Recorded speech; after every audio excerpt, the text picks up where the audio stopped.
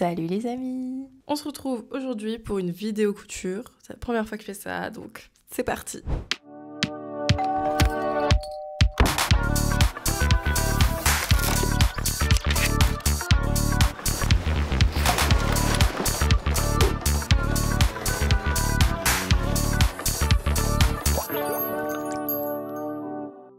L'objectif de cette vidéo, c'est de vous montrer la tenue que je vais coudre pour aller au Monegros Festival. C'est un gros festival dans le désert en Espagne et ça se passe fin juillet. J'y étais déjà l'an dernier et ça va être trop bien. Et l'an dernier, j'avais cousu cette tenue-ci que je trouve super stylée, que j'adore, que j'ai remise énormément de fois pour plein d'autres festoches, mais j'étais un petit peu trop couverte. Certes, c'était une tenue totalement transparente qui était super stylée, mais l'ambiance Monegros, c'est vraiment dénudé. En plus, il fait super chaud, donc moins de tas de tissu, mieux c'est. Pour cette année, j'avais envie de partir dans un délire beaucoup plus désert, beaucoup plus dans la vibe, vu que maintenant je connais un peu plus le thème et l'ambiance. Je suis tombée sur ce tissu qui est magnifique. Vraiment, j'ai eu un énorme coup de cœur. Je vous montre ça de plus près. Un tissu qui est légèrement transparent. Après, je suis pas sûre que ça soit énormément quand je vais le mettre parce que moi, l'objectif, ça va être de faire du moulant. Donc finalement, est-ce qu'on va beaucoup voir la transparence? Je ne sais pas. Mais je me dis que des fois, un peu en mouvement, pour une jupe ou une robe longue, ça peut être super canon. Je le trouve trop beau ce tissu. Pour le patron, j'ai pas de patron. Ça me fait un peu peur, là je vais pas vous le cacher, parce que ça fait plus de 6 mois que j'ai pas cousu, donc ça va être un peu un défi. Mais je vais quand même partir d'une base. J'ai un patron qui est de chez Relève Studio, donc c'est le maillot de bain Kim. Je pense que je vais au moins récupérer la forme pour les fesses. J'ai pas encore d'idée bien précise de ce que je souhaite. J'ai pris pas mal de matériel parce que je sais pas du tout ce dont j'ai besoin. Ici, j'ai une fermeture body, parce que je pense que je vais quand même partir sur un body qui se ferme en bas. On va essayer. Et pour l'assemblage, du coup, j'ai ma machine à coudre et la surjeteuse, parce que j'ai quand même envie d'avoir des jolies finitions. Donc, on va tout assembler à la surjeteuse, et les finitions, ce sera pour la machine à coudre. Et très bizarre de dire cette phrase en vrai, parce que d'habitude, c'est l'exact opposé avec ces deux machines. Enfin bref, maintenant que le contexte est posé, c'est parti, on va commencer par couper le tissu. Sachez que moi, mon défaut, c'est que je regarde pas forcément comment c'est élastique, mais du coup, pour un body, là, ça va être un petit peu relou, dans le sens où, de ce côté, il est super élastique, mais de ce côté, il est beaucoup moins. Du coup, si je décide de prendre, enfin, je vais le prendre dans ce sens dans tous les cas, ça veut dire que autant il va vraiment bien adopter ma taille, enfin ma forme, vu qu'il est hyper élastique, mais un body, généralement, on en a quand même besoin dans le sens de la longueur, juste pour être plus confortable. Ce qui ne sera pas le cas avec moi, tout simplement. Sur le patron, je vais récupérer notamment la culotte devant et la culotte dos. Et le haut, je pense que je vais le faire en freestyle. Alors, petit détail, mais ne pas oublier de rajouter de la longueur. Donc moi, je vais en rajouter sur le devant et derrière, juste ici. Ce sera pour passer les petits boutons et du coup pour pouvoir fermer le truc en mode body. Après avoir découpé, voilà les pièces que j'obtiens. Alors, petit problème de zoom parce que je découvrais encore mon téléphone. Mais vous avez donc juste ici les deux parties du devant et juste ici les deux parties du dos. Donc là, le plan, c'est de tout surjeter. Donc je vais changer toutes mes bobines. Je vais mettre que du noir. Autre point important, c'est qu'il faut toujours faire un test avec une chute, du coup, pour voir si la surjeteuse est bien réglée. Donc on va voir ça. Ça fait si longtemps. C'est parti. Ça m'étonnerait qu'il n'y ait pas de problème, en fait. Franchement, on est pas mal, c'est propre. Je vous montre. En vrai, je crois que mes points, ils sont pas mal. Et donc, je commence par assembler, du coup, mes culottes avec mes hauts. Donc là, je m'occupe du devant. Je vous montre comment ça rend, à peu près. Je sais pas si vous voyez bien, mais... Hop! Et du coup, là, on a le devant. Franchement, je suis contente parce que ça rend vraiment propre et ça fait quand même la diff sur les finitions. Donc, on obtient ça pour le devant. Je vais venir surjeter en haut et au niveau des jambes ici. Donc, je touche pas à côté et je touche pas tout en bas. En gros, je vais surjeter juste pour avoir un bord propre comme ça. Après, je pourrais faire des aiguilles doubles autant que j'ai envie et ça va être swag.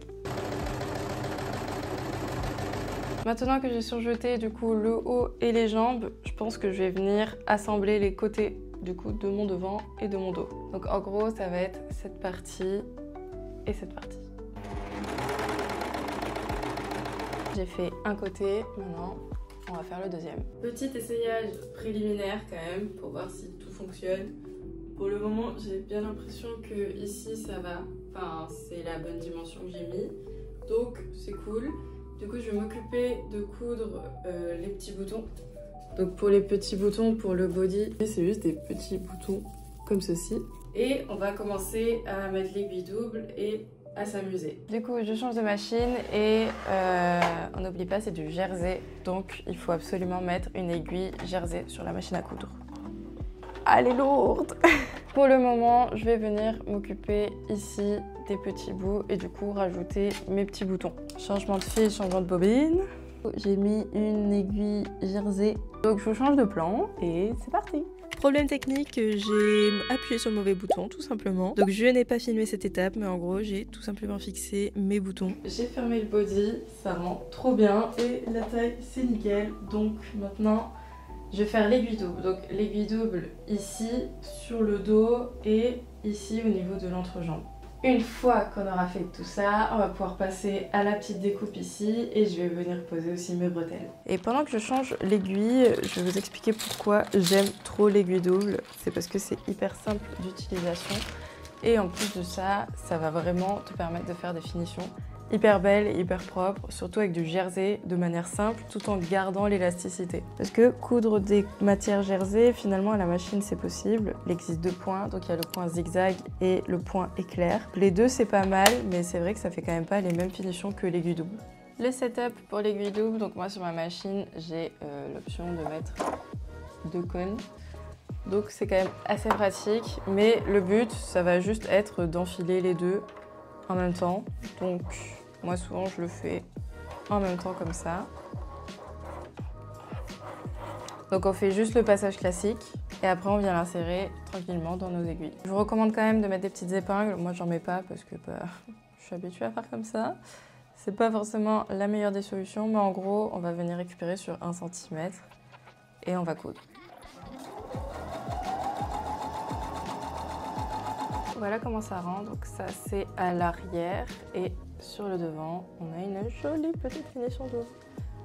Et du coup ça reste relativement élastique. Après là je suis pas du tout dans le sens de l'élasticité du tissu parce que je suis en diagonale, mais on voit quand même que ça reste assez flex, donc ça c'est assez cool.